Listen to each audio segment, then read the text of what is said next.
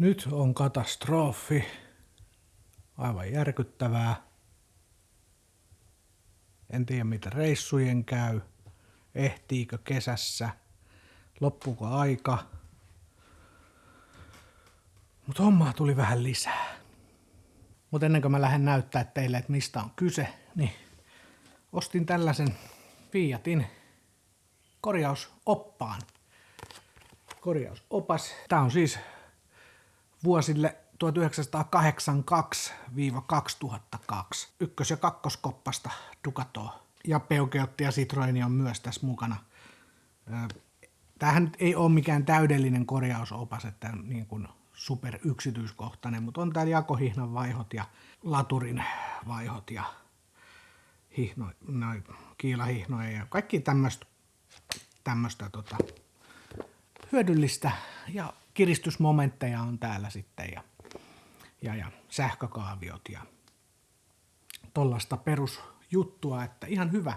Tämä on sellainen hyvä, mikä on hyvä olla mukana ja näin poispäin. Et yksi, mihin nyt ensimmäisenä petyin tässä, niin se, että mä ajattelin, että täällä olisi ollut kaikki moottoriöljyt, vaihteistoöljyt, niin kuin niiden tyypit, että minkälaista kuuluu käyttää. Niin täällä oli vain maininta, että katso auton ohjekirjasta. No eihän mulla ole auton ohjekirjaa. Ei siinä kyllä mä nyt tiedä, mitä siellä pitää käyttää, niin kuin moottoriöljyä ja noin, mutta olisiko se nyt ollut iso homma laittaa ne tuohon kirjaan, että mikä on suositeltu öljy mihinkin ja näin poispäin. Mutta mitä on? Toi oli Motonetista 29 €. Silleen ihan hyvä kiva kirja olla mukana.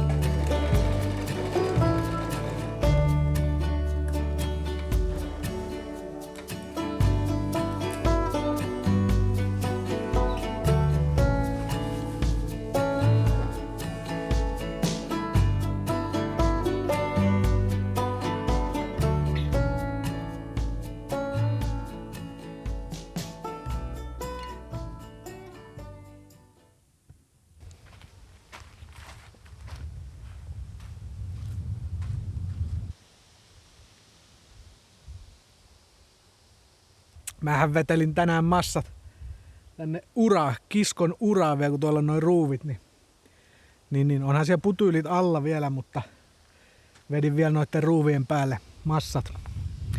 Ihan liimamassat vetäsin siihen päälle. Ne saa kyllä ne ruuvit tarvittaessa sitten kaiveltua sieltä auki, jos tarvii, mutta mulla on sellainen ajatus tästä Ducatosta, että nämä mun korjaukset kestää 10 vuotta ja jos ne sen kestää, niin eiköhän tää autoala ole jo hautausmaan porteilla siinä kohtaa, niin silleen, että mä teen näitä remontteja vähän niin kuin sellaista viimeistä remonttia niin sanotusti, että nämä remontit, mitkä mä teen, niin on todennäköisesti tämän auton viimeiset remontit. Niin liimamassa siellä sun täällä ei haittaa yhtään. Mutta mennään nyt katastrofin ääreen.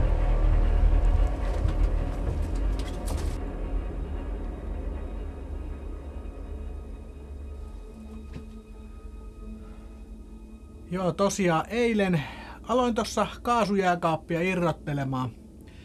Ja kun sehän lähtee siis myyntiin 50 saa, niin odotettavissahan oli tietenkin, että siellä jotain kosteutta on. Varmasti tuolla keittiön jääkaapin alla. Mutta en mä nyt ihan tätäkään odottanut.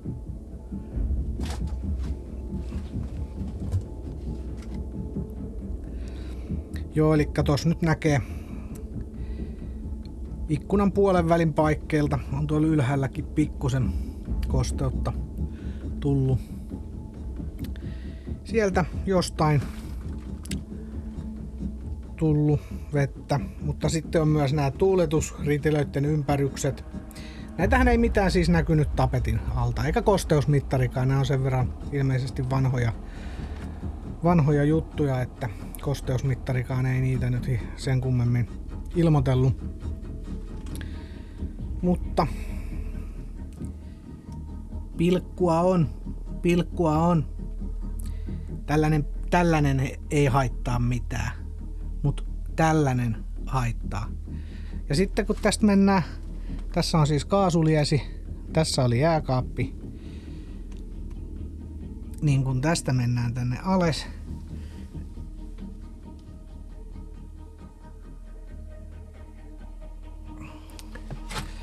tästä kun mennään tänne alas, niin nähdään, että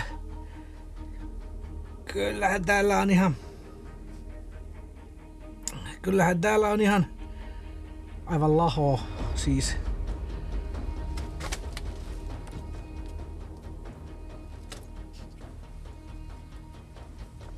Aivan niinku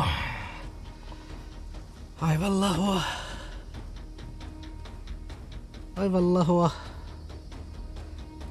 lahoa on.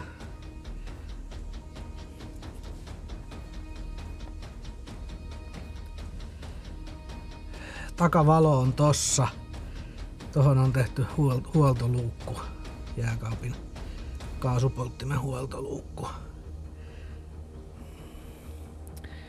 Et semmottista.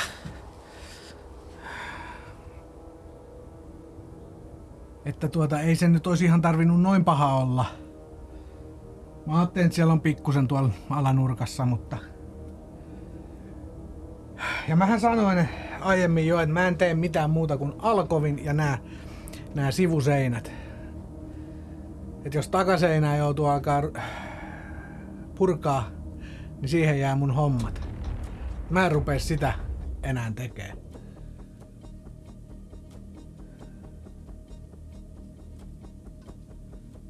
Ja vielä niinku kirsikkana kakun päällä, ettei nyt kaikki menisi ihan nappiin. Niin kuin tässä onkin kaikki mennyt helvetin nappiin. Niin tää kangas on irti täältä. Mä en tiedä näkyykö se siihen videolle, mutta tää roikkuu tää kangas. For Connectin sprayliima ei ole nyt jostain syystä. Mä katsoin ne kaikki muut seinät ja toi kaariosakin tuolta keulasta. Kaikki on kyllä hyvin kiinni muuten, mutta jostain syystä tämä osa. En tiedä onko sit pihistellyt liimassa tossa kohtaa sitten sprayliimassa vai miksei se on ihan irti. Se pitää vetästä uudestaan, mutta tosiaan niin mä sanoin, että mä en takaseinää rupea purkaa, jos siellä on pahastikin mätää. Mut kyllähän mä sen nyt sit puran. Kyllähän mä nyt senkin fiksaan sitten. Perkele. Ja sit kun nämä kelit on sitä, että päivä sataa ja toinen päivä ei sada ja taas päivä sataa ja muuta, niin no kyllä mä nyt sain noi tiivistykset ulkopuolelta tehtyä. Et ei tarvitse pressua enää pitää. Et nyt jos vuotaa, niin tusit vuotakoon. Joo, no mä nyt tänään mä puran ton keittiön kaapiston tosta alhaalta. Yläkaappeen mä en pura. Et mä otan ton samalla tavalla kun mä otin tän sivuseinän. Eli mä otin näitten yläkaappien alareunasta monitoimisahalla vanerit auki alasasti. Saman mä teen tuolla yläkaappien alareunasta sahalla plus toi sivuseinän pätkä tuolta. Vanerit irti. Pitää purkaa toi keittiön alakaapisto tuolta. Sehän nyt ei ole iso homma purkaa. Et vähän tuo menee noita sähköjohtoja sun muita, mutta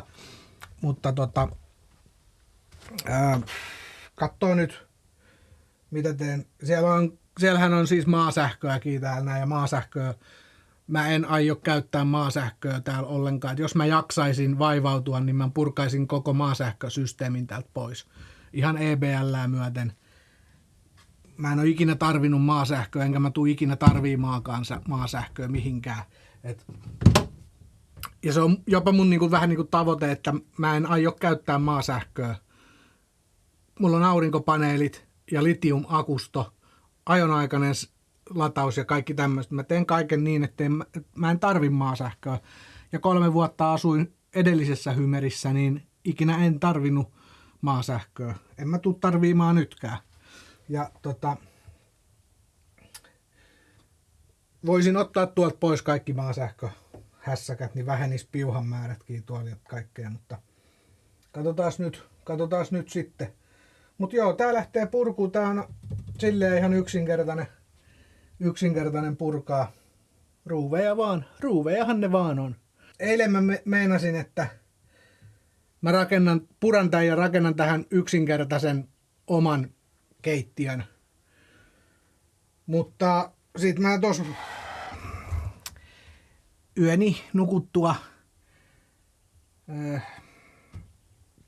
tulin ehkä nyt siihen päätökseen, että mä saatan ehkä kuitenkin käyttää nämä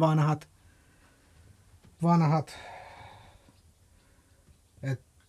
Ensimmäinen mä teen ihan kokonaan oman uuden yksinkertaisen.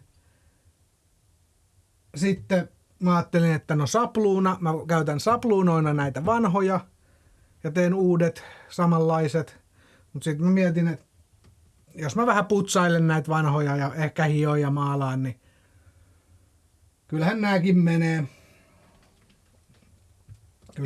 menee. Onpahan sit samanlainen kuin ennen ja noi tiskipöydät ja kaikki systeemit käy sitten mitoiltaan ja muuta, että ottaen huomioon ne omat mittaukset ja sahaukset, niin vituishan se menisi kuitenkin. Ei mun kannata lähteä mittailemaan ja sahailemaan itse, kun sen nyt tietää, kuinka paskaa siitä tulee taas. Niin ei siinä, ehkä mä käytän nämä vanhat. Katsotaan nyt, kun mä puran ne tolleen, että ei näissä siis ole mitään, tollaista vanhaahan nämä on pölystä ja paskasta vanhaa, et sen takia. Mutta ei näissä nyt mitään kosteusvaurioita näy näissä, että sen puoleen. Joitain kulmarimoja ja muuta voi ehkä uusia tuolta noin, mutta joo, aika vittumainen lisäduuni. Tai vittumaisen laaja. Ja no se mä voin sanoa, että vessaa mä en ainakaan. Mä en edes kurkista tonne suihkuvessasysteemiin. Ja vaikka siellä olisi mitä, niin sinne mä en koske.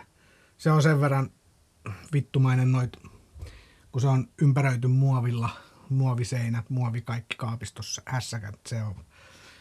Ja näin, niin että rajoitan sen tähän vessan seinään asti tämän mun remontin. Ikkuna irti, vanerit sahan tosta irti, kaappi irti, sitten lattiamattoa irti sen verran tuolta kaappien alta, että näkee sitten kuinka paljon joutuu tuot lattialevyä purkaa. Riskihän tässä on nyt se, että jos toi alarima, tukirimat tuolla, koolingit ja noi tollaset, mitkä tuolla pohjassa on, jos ne on kovinkin mädät, niin sit voi olla vähän ongelmallisempi juttu, mutta en mä usko. Toivotaan nyt, että tää menee. Mut joo, tässä on nyt keittiön purkuu siteessä ja tällaista. Niin. Näin, aletaan homma.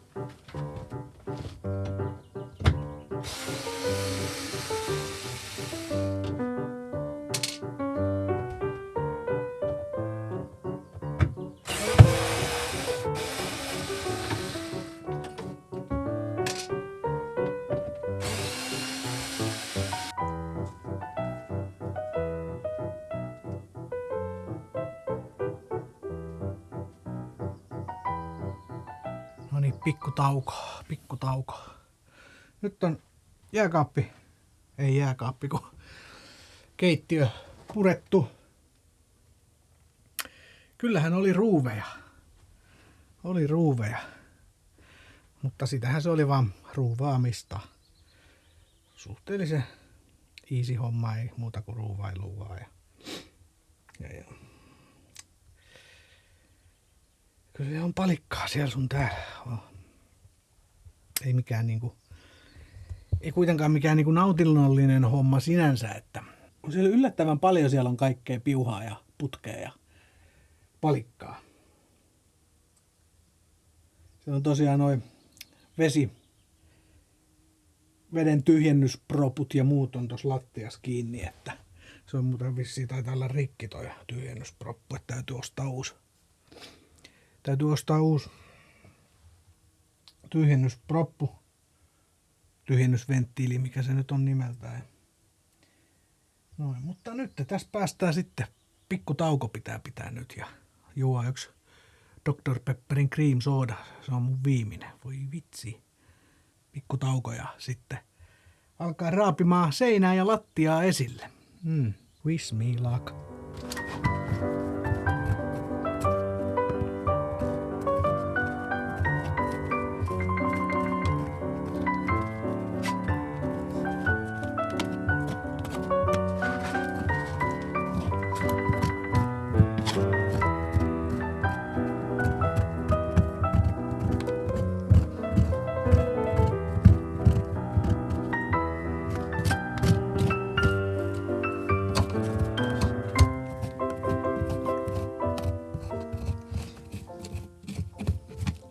Semmosta.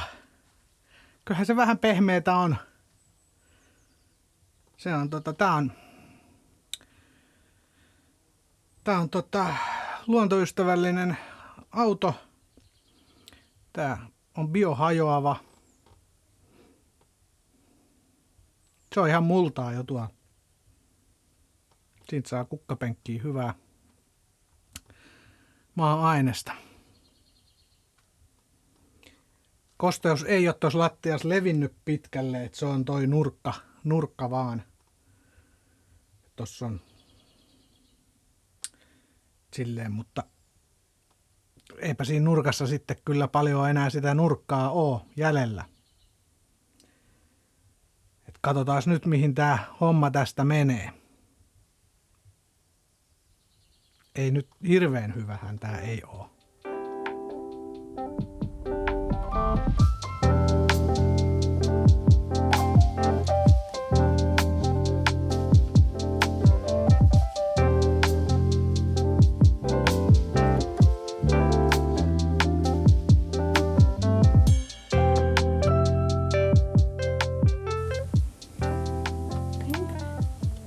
Sofia alkoi täällä laittelemaan köyttä tonne seinää kuumaliimalla.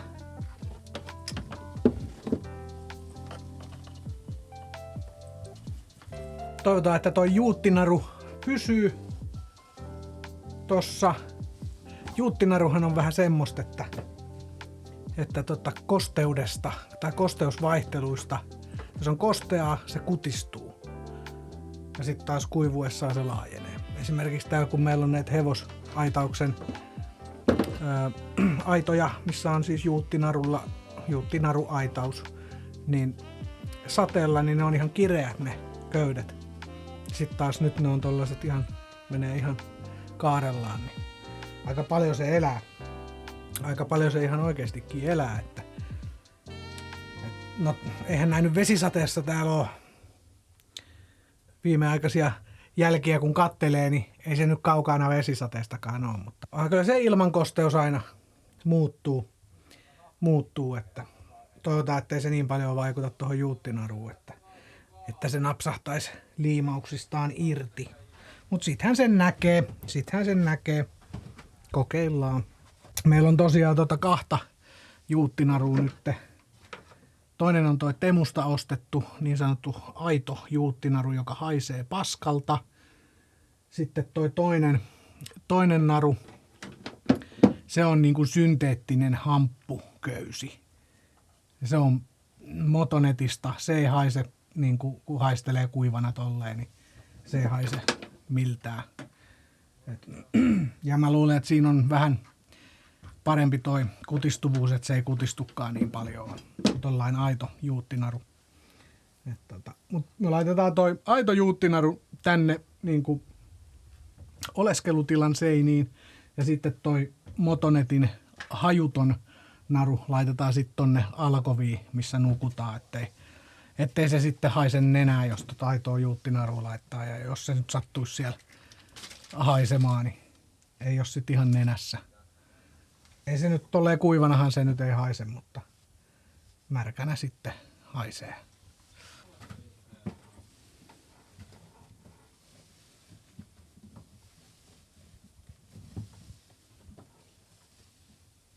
Joo, nyt tää keittiön lattiahomma. Tää keittiön lattia me tehdään nyt niin, että mä leikkaan monitoimisahalla neliskanttisen palan tästä jääkaapin alla, missä jääkaappi on ollut, niin kulma pois, neliskanttinen pala pois ihan vaan ja maa näkyviin sieltä ihan kokonaan pois. Putsataan reunat, siellä on reunapalkit, ne on ilmeisesti jotain painekyllästettyä tai jotain, ne ei ole hirveän tuhoutuneita. Et niitä voi vielä käyttää onneksi. Niin saadaan siihen sitten, tehdään semmoinen kasetti tavalla, eli tehdään oikein kokoinen pala rimoista, siihen finfoami ja vanerit ylä- ja alapuolelle liimataan kiinni. Tehdään sellainen valmis pala, joka me sitten laitetaan tuohon leikatun palan tilalle ja ulkopuolelta sieltä reunakoolienkien läpi ruuvataan se paikalleen. Että näin. Ja pohjaa ehkä laitetaan vielä joku lisävaneri sinne pohjaan sitten vielä ja näin poispäin. Niin tällaisella idealla mennään nyt tässä.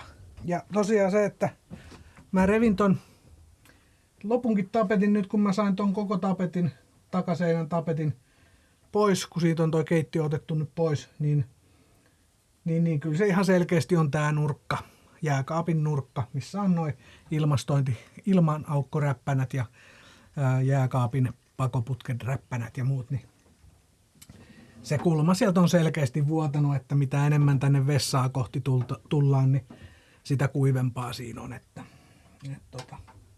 siinä mielessä ihan hyvä, eli remontti pysyy alkuperäisissä mitoissaan, ei mene tonne vessan puolelle ja ihan hyvä sinänsä. Tää nyt ei ole silleen hirveän paha, että silleen, että en ole nyt vielä toivoa menettänyt, että tän vielä tein vielä tämän, että syksyllä reissu.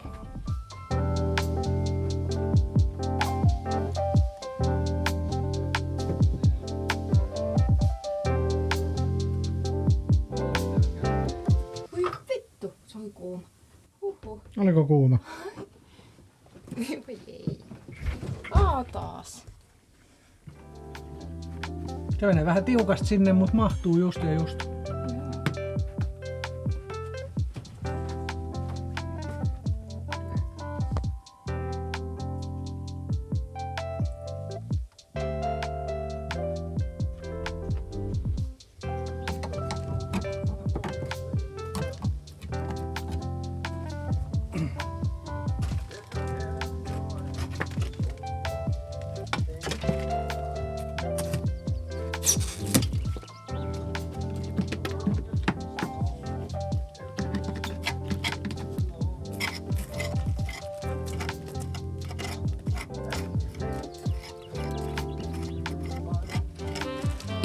Tulihan sieltä jotain kovaa vastaan, nimittäin pohjametallipalkki. Joo. Vielä tarvii. Mä otin ensimmäisen koepalan tosta irti ja siihen nyt sit vaan jatketaan. Lahot pois ja tuoreet tilalle.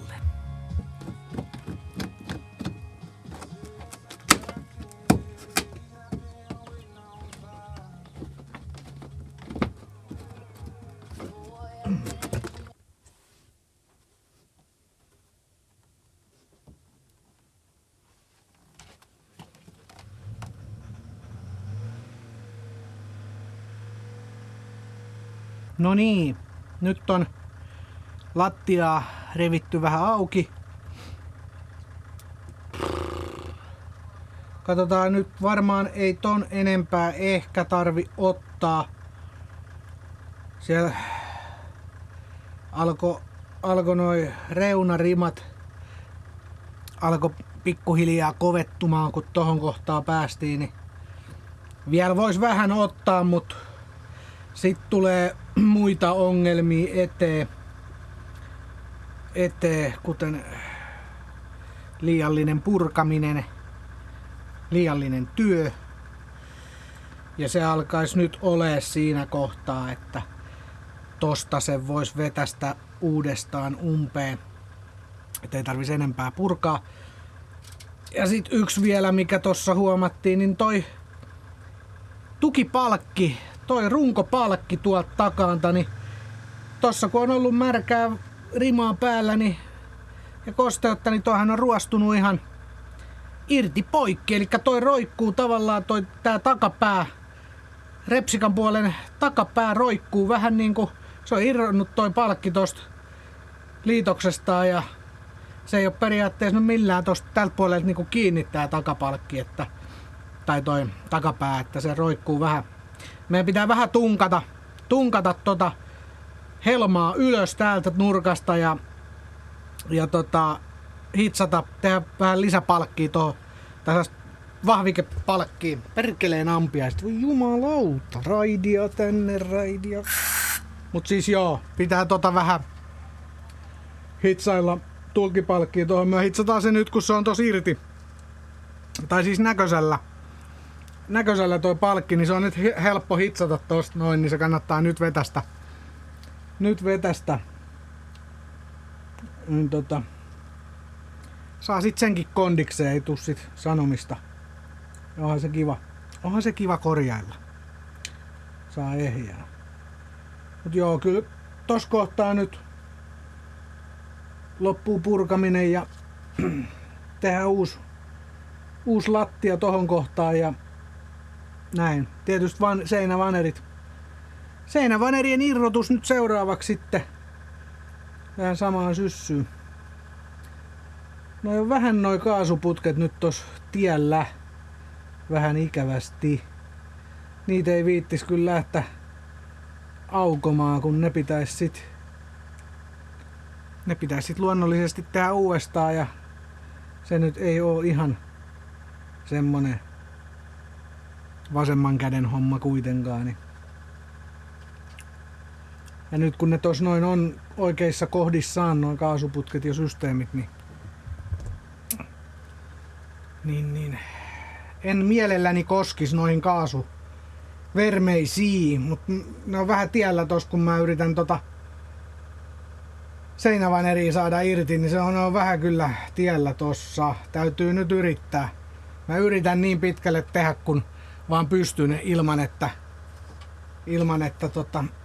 täytyy niihin koskea, mutta ei se, jos ei muu auta, niin onhan ne sit vedettävä